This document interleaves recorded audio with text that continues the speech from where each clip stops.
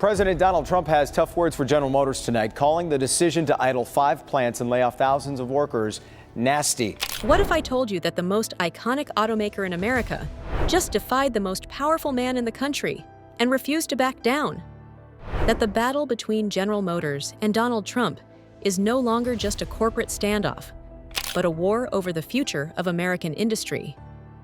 This isn't business as usual. This is rebellion at the highest level.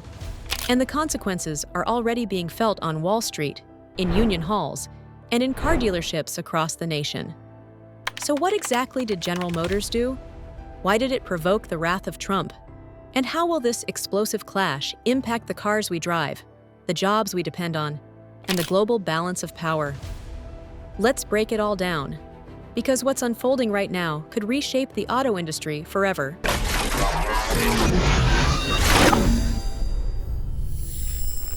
What GM did to trigger Trump's wrath. General Motors didn't just make a business decision, it made a statement, loud and clear.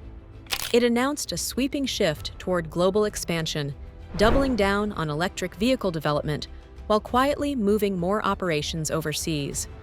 At first glance, it looked like a strategic pivot. But for Trump, who built his presidency on a promise to bring manufacturing back to U.S. soil, it was a direct betrayal. This wasn't a spontaneous move.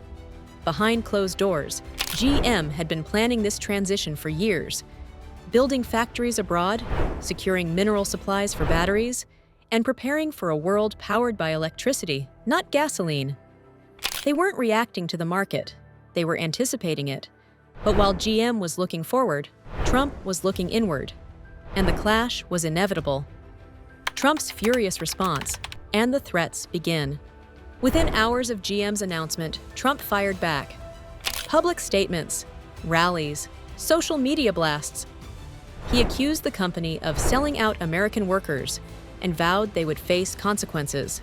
Behind the scenes, his administration began weighing options: tariffs, regulatory crackdowns, and even revoking federal contracts. The message was clear: betray the America First doctrine, and you will pay.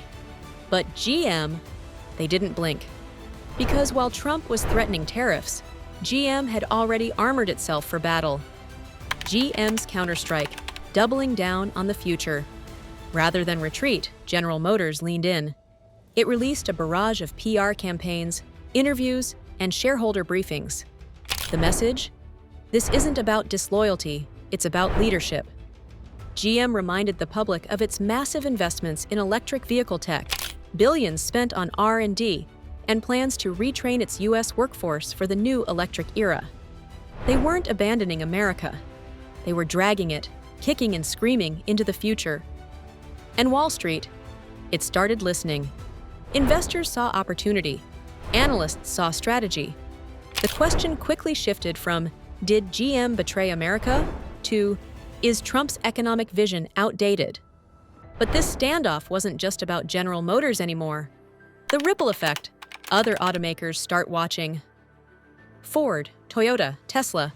They were all paying attention. General Motors had just thrown down the gauntlet, and the rest of the auto world had to decide: fall in line with political pressure or follow GM into the future. Ford, struggling to balance patriotism with profitability, suddenly had a decision to make. Toyota, already international by design, realized the U.S. market could become a regulatory minefield. And Tesla, the ultimate disruptor. Elon Musk had already built factories across the globe. If this war escalated, Tesla might just be the last one standing. But it wasn't just the corporations feeling the heat. Labor unions and workers, the fight for jobs begins. Union leaders lit up the airwaves. Protests were organized. Workers feared outsourcing. Decades of loyalty were on the line. Was GM trading good-paying American jobs for cheaper labor abroad? Or were they adapting to a global economy that no longer plays by old rules? It was a painful divide. Stay loyal to tradition or evolve to survive? And while the public debated, Trump was ready to strike. Trump's nuclear option, tariffs, hit hard. Trump imposed a 200% tariff on all GM imports. It was a political earthquake. Stock prices plunged. Supply chains trembled. Panic spread across the auto industry. Suddenly, every major automaker had a choice: back Trump or prepare for war. But what no one realized was that GM was already 10 moves ahead. GM's secret weapon, the move that changed everything. General Motors had built a fortress. Its operations were spread across continents. Its suppliers were diversified. Its logistics, battle-tested. No single tariff could stop them. While Trump was threatening import taxes, GM had already secured long-term trade deals with Europe, Asia, and South America. Even if America turned hostile, GM had a backup plan and backup buyers.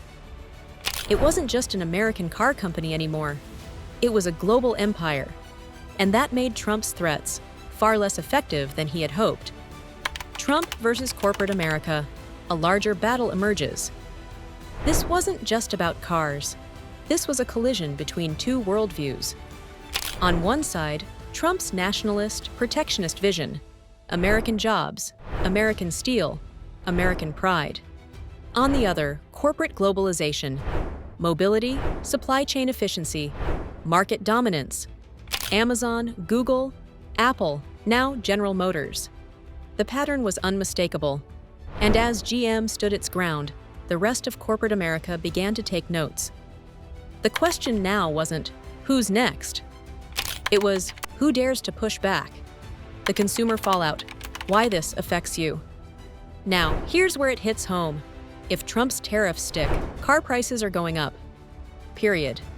Not just for GM vehicles, but across the board. Suppliers will feel the squeeze, automakers will raise prices, consumers will foot the bill. A $30,000 car? Now it's $36,000. Want that EV you've been eyeing? Add months to your wait time and thousands to the price tag. And if factories begin shutting down, thousands of jobs gone.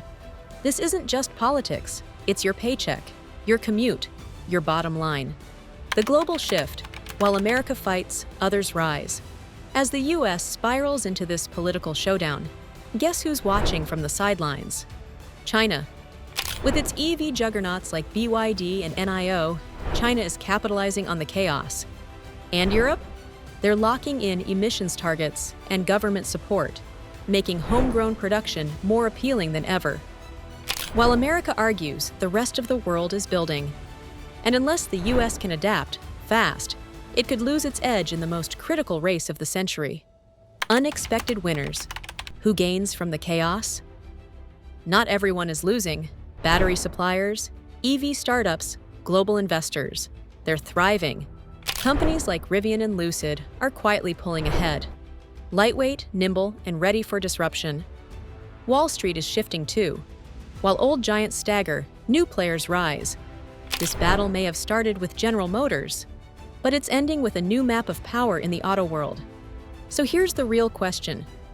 Is this a bold leap toward the future, or the beginning of the end for American auto dominance? Will Trump's tariffs bring factories back, or drive innovation out? And what side of history will consumers, workers, and companies ultimately land on? Let us know what you think in the comments. Are you standing with Trump, or backing the evolution of the auto industry?